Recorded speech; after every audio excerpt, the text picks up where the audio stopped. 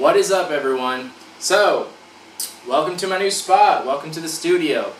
Still not fully complete, still trying to get some things worked out. It may sound a little funny in here right now. Still trying to work out the acoustics of this room to make it sound good, in quality. So, still working on that. So, it's not 100% complete yet, but you can tell I've got most of my shit set up back here, so it's getting there. But I can't hold off doing videos any longer because I'm so far behind, way too far behind, so I gotta start picking it up and making videos anyway, and I'll just work on it as I go along. So hopefully it sounds okay, hopefully you can hear me enough to understand what I'm saying. So, anyway, we've got Loot Crate here. The next month's Loot Crate's almost here, so as I said, I'm way behind, but let's take a look at what we got in this box and give it a review, because lots of people have been asking. And I'll say, before we even start, I was pretty pleased with it. I think this is one of their better boxes. So, first off, no t-shirt this month, which I'm totally fine with. That doesn't bother me at all. I'm totally cool with not having a t-shirt. But we did get a figure, a QPop Batman figure. Now, I'm sure most of you have heard of QPop by now, but if you haven't, you should definitely look into it. This is a really awesome company. It's Quantum Mechanics, and they make these figures called QPop. They're full-bodied figures, and they have a little scenery going on. They only have a couple of them out there right now, but they're really nice. They did the Ghostbusters ones that came in the exclusive Loot Crate I got from Comic-Con, and something to know about this company, it's coming in hot.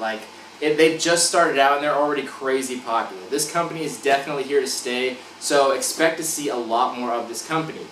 Some things to note about it, they do a really good job. The figures they do are very nice in quality. I really like this Batman one. Before I even knew what the company was, I saw it at my local comic shop and was going to pick it up, and I just never got around to it. This one is slightly different. This one is exclusive, but not that much different. It's the 50s style Batman versus the regular style Batman, so he has just some different coloration on his face and lines for his eyebrows. Not a big difference, but it's still a really cool figure regardless of its exclusivity or not. And this company is great. I saw them at Comic-Con. I saw the figures that they're going to be coming out with in the next year. A lot more Batman stuff. They have some Batman villains coming out. Mr. Freeze in particular looks really cool. And the Ghostbusters ones they did are up over there. I put them up. They're fantastic. I really like them. I like their style. I like their design. So really great company. And it's cool to know that Loot Crate obviously already jumped the gun on it and saw that they had potential and made a partnership with them. So that's why they got an exclusive figure. So I'm sure we'll be seeing more of them in future Loot Crate boxes, which is a good thing. I think this is a good partnership to have. So they got to it before anyone else could. So I'm very happy to see this. I think the quality of these figures is fantastic. I thoroughly enjoy them, and I think other people are really going to enjoy them too.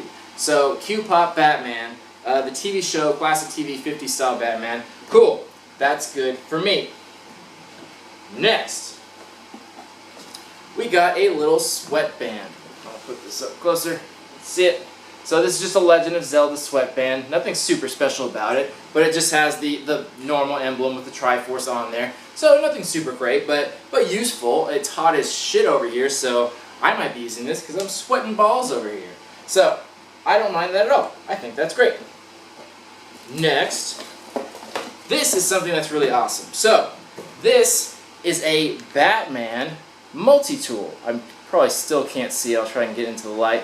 But basically, it's the bat emblem, and in the center, it's a bottle opener. Now, this I also thought was very cool because not only, I'm just going to take it out. I'm going to take it out anyway so you get a better look at it.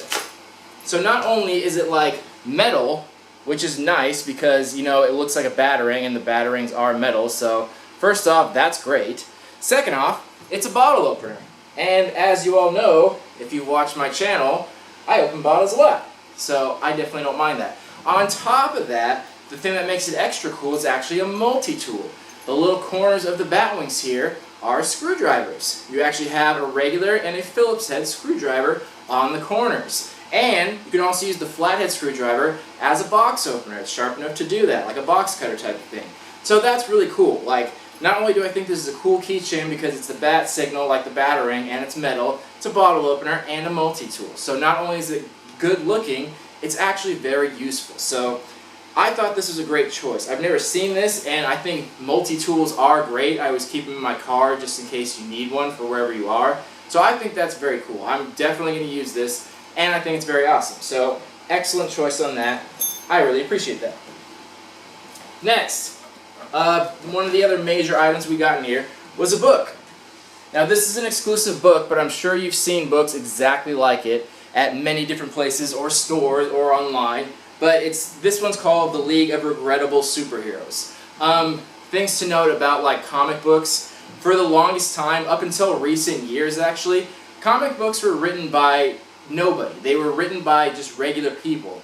People that got together and just wanted to write a comic book. So they did. They weren't really writers. They weren't really accomplished authors or something. And the same with the artists. They were just like average people that just kind of did it. So things that came from that were, one, horrible stories, like horrible backstories to characters, but also just really bad characters. Like back in the 50s and 60s and stuff like that, they just ran out of ideas. People wanted to make money off of it, but they just started making just the most batshit crazy characters you could ever think of. And this is just a big book that goes through some of those like really embarrassing characters that probably were in one book and never talked about again because they were just so fucking weird. Like nobody ever wanted to see them again. But it's really funny and it's entertaining, so it's a full book of that. This is something, it didn't need to be exclusive. I would have been just as happy if it wasn't, but it is kind of cool that it is exclusive. Also, it's good quality.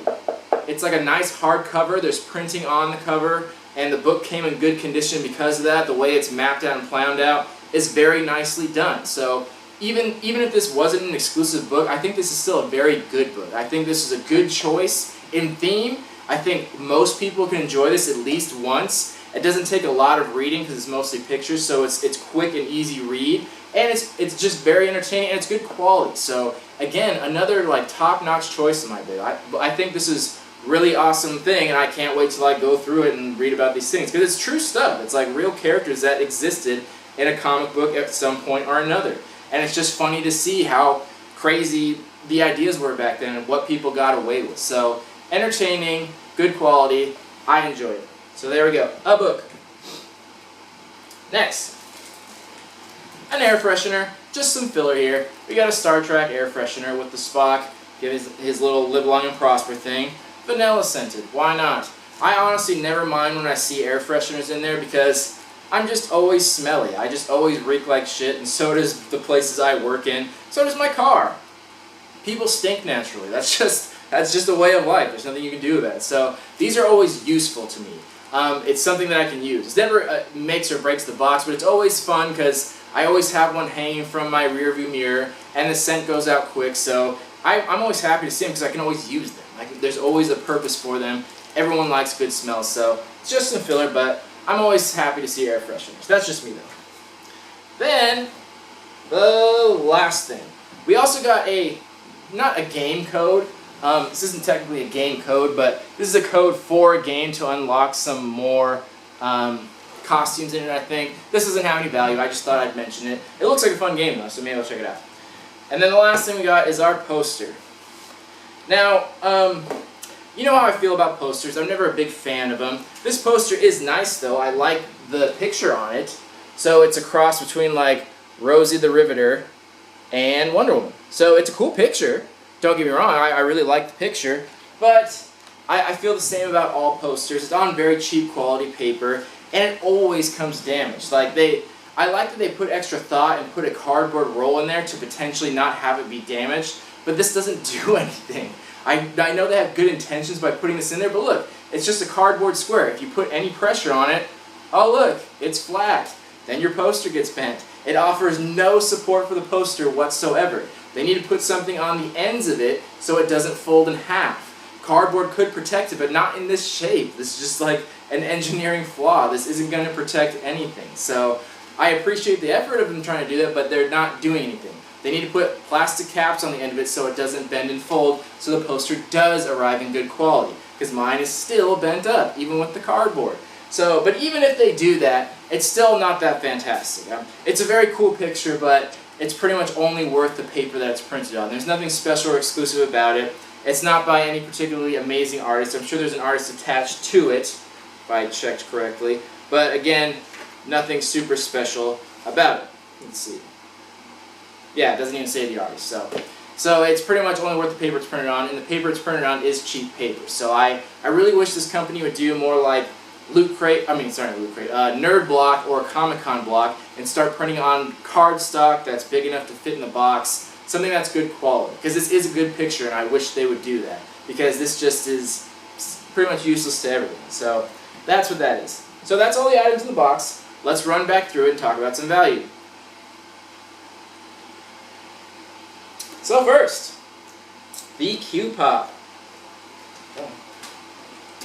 So this is great. The only bad news, ironically, the exclusivity of this item does not increase the value whatsoever. And again, ironically, the exclusive version is actually selling for cheaper than the regular version. The problem with these, that's starting to happen with these monthly subscription boxes, is so many people get it, and there's so many people that just don't even know what it is, so they immediately try to sell it. There are thousands of people getting this box, so I think there are more of the exclusive version than there are of the regular version. I think the regular version is harder to find than the exclusive, because they just made so many to put in the box. So, again, ironically, this is actually selling cheaper online than the original version. But I will value this at what they cost. The actual, doesn't matter the exclusivity, the regular figure costs $20. That's how much it costs in the store, and that's around how much it costs online. That's how much this one should cost. And in a perfect world, anything exclusive would increase the value, but it happens to have not for this particular one. Will it increase over time? Possibly. As soon as people start realizing what Q-Pop is in quantum mechanics, as soon as they start gaining notoriety, then their exclusive items will increase with value.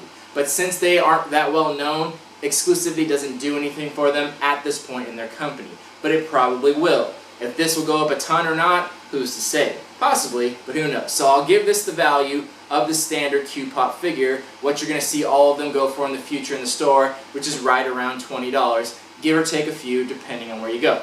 So 20 bucks. Next, this bottle opener multi-tool. I could easily see this going for like $10 or $12. It actually is metal, nice metal. It's a bottle opener, and it's a multi-tool, which is useful. Keychains like this on their own of good quality would easily go for like $5 or $6, and a multi-tool would go for like anywhere from like $6 to $10. So combining them both would put it around $10 to $12. Again, I'm sure you could find it cheaper online because everyone has it now that it came in Loot Crate. So I'm sure lots of people are selling it, but in store it would probably be $10 to $12. But I really like this. I thought this was a good choice, and it's very useful, so I appreciate that. Next, our little sweatband.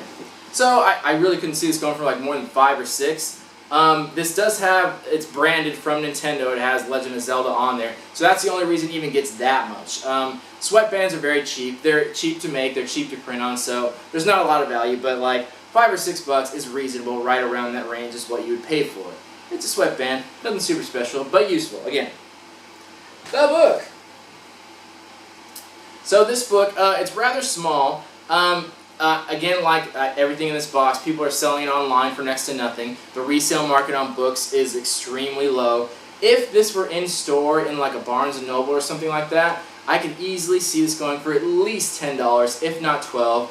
And stores that mark up books probably like $15 or something like that. But it is a little bit smaller, so considering the cheap resale market and the high book market, I'm going to put it in the middle of a range about 10 to 12. But again, thought this was a very good choice, and I really like this book. I thought this is an excellent choice, and it's good quality. It's not some crappy pamphlet. It's actually hardcover and exclusive to the box, so which makes it kind of special.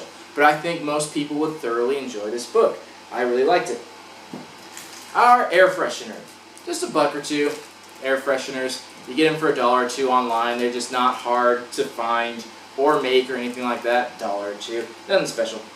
Then the poster, again $1 or $2. Like I said, it's only worth the paper it's printed on and really not much more, which is unfortunate to say, but that's the truth. Without having any artist tied to it, without it having been printed on good like print quality, without it being signed or numbered or anything like that, or even have an artist tied to it, it just has practically no value. It's just filler. And again, they always come damaged, which just makes it seem like a crappy quality item. It kind of is anyway, but it just shows the quality of it when it just shows up damaged anyway. It's just like, well, it's almost like, why even bother putting it in there? Why even waste the time to print on the paper when it's going to show up damaged anyway? So again, I think boxes should just move away from the posters. In general, it's just never worked out. I've never seen it work out well. Do nice quality prints, cardstock, flat, fits in the box, sits on the bottom, arrives in good condition, tied to an artist, so on and so forth. I think that should just be the standard. I don't think anyone's really loving this, and I don't think anyone would ever pay for this. So, that's just the reality of the situation. With that being said, the value on this box, on the low end, $47. On the high end, $58. Which is just remarkable. Loot Crate is always, they've been around the longest, so they're really good at what they do. They have some of the best licenses, they have some of the best partnerships, they really do it well. They try to make interesting themes, and their value is always fantastic. At a $21 market, they're one of the cheapest boxes out there. But yet, they give one of the highest values out there. On the low end, you're getting more than double what you paid for.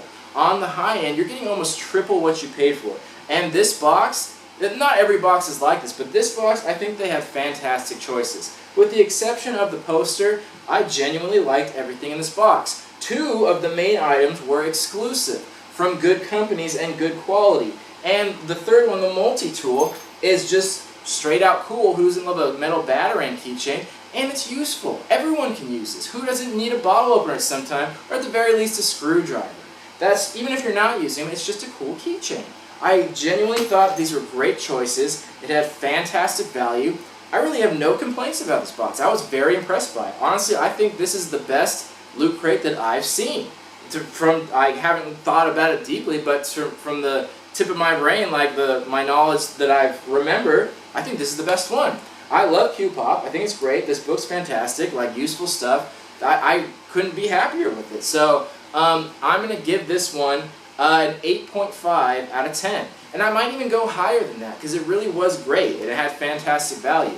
The only problem with it, and this isn't a complaint, this is just a reason why it didn't get higher on the scale, is because the resale market on a lot of this stuff. It's great stuff if you're keeping it. But if you were going to try and resell it, I doubt you'd get very much at all. Like I said, the Q-Pop is selling for less than the regular. It's selling for extremely cheap online. The book would only get a couple bucks in because the resale market on books. The multi-tool, again, only a couple bucks for that, and that's about it. So it doesn't have a super high resale market, but that doesn't matter too much. Excuse me, that doesn't matter too much. That's only if you didn't like the items, but that's if you didn't like them, because I personally love them. So an 8.5 is the highest Loot Crate's ever gotten. It's one of the highest ratings I've ever given to a box. Really, the only one that's gotten higher than that was Marvel Collector Core, the first one. So I say bravo to this box. It was quite fantastic.